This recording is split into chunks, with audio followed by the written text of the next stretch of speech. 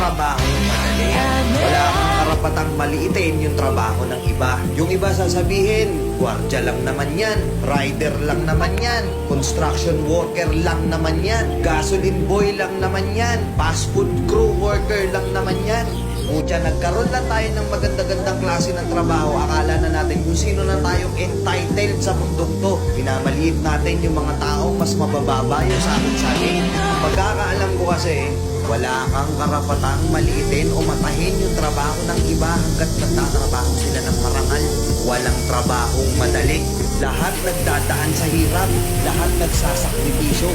Kaya kung iniisip mong porket maganda-ganda yung trabaho mo, malaki-laki yung sinasahod mo, eh mamaliitin mo na yung mga trabaho ng mga taong nagtatrabaho na mas maliit yung sahod sa'yo. Mag-isip-isip ka.